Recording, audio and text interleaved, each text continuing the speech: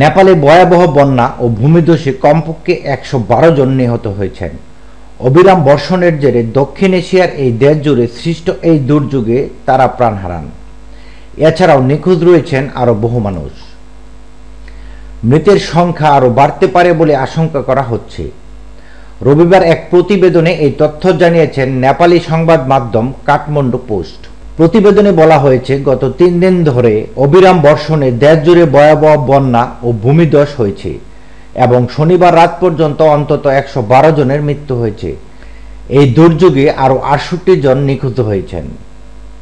শনিবার রাত 10:30টায় নেপালের স্বরাষ্ট্র মন্ত্রণালয়ের বিবৃতিতে ৯৯ জন নিহত, ৬৮ জন নিখোঁজ এবং আরও ১০০ জন আহত হওয়ার বিষয়টি নিশ্চিত করা হয়েছে।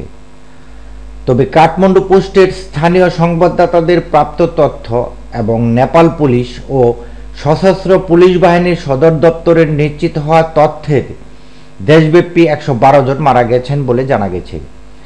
এর মধ্যে ললিতপুরে কমপক্ষে ২০ জন, দাদিয়াংয়ে ১৫ জন, কাভোরে ৩৪ জন, কাঠমান্ডুতে ১২ জন, মাকাওয়ানপুরে ৭ জন, ভক্তপুর ও পাঁচথারে ৫ জন, সিন্ধুপালচুকে ৪ জন, দুলাকায় ৩ জন, ধনকুটায় ২ জন করে প্রাণ হারিয়েছেন।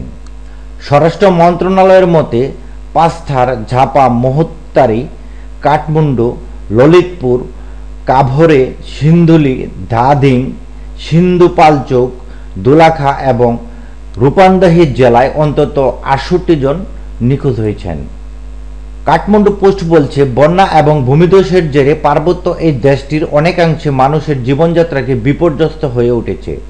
অনেক মহাসড়ক এবং রাস্তার চলাচল ব্যাহত হয়েছে।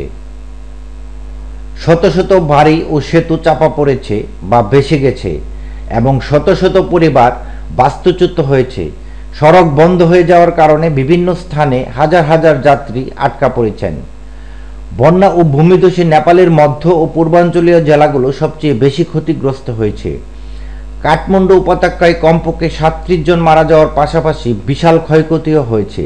জাতীয় রাজধানী কাঠমান্ডুর সাথে দেশের অন্যান্য অঞ্চলের সংযোগকারী সমস্ত হাইওয়ে এবং সড়ক সংযোগ বিচ্ছিন্ন হয়ে গেছে। শনিবার কাঠমান্ডু উপত্যকায় ১৯৭০ সালের পর থেকে সর্বোচ্চ বৃষ্টিপাত রেকর্ড করা হয়েছে। মূলত ওই বছর থেকেই দক্ষিণ এশিয়ার এই দেশটি প্রথম দেশে বৃষ্টিপাত পরিমাপ এবং রেকর্ড রাখার ব্যবস্থা শুরু করেছিল। এছাড়াও দাধিংয়ের ত্রিভুবন মহাসড়কের পাশে ডাবলেক খোলায় ভূমিধসে কমপক্ষে ১৪ জনের মৃত্যু হয়েছে, যাদের মৃতদেহ ধ্বংসাবশেষ চাপা পড়া দুটি বাস থেকে উদ্ধার করা হয়েছে। পরে তাদের ময়নাতদন্তের জন্য মহারাজগঞ্জের টিইউ টিচিং হাসপাতালে নিয়ে যাওয়া হয়। সিনিয়র পুলিশ সুপার বসন্ত রাজৌরের মতে, কাঠমান্ডু এবং দাদিং থেকে পুলিশ শনিবার সন্ধ্যায় এসব মৃতদেহ উদ্ধার করেন।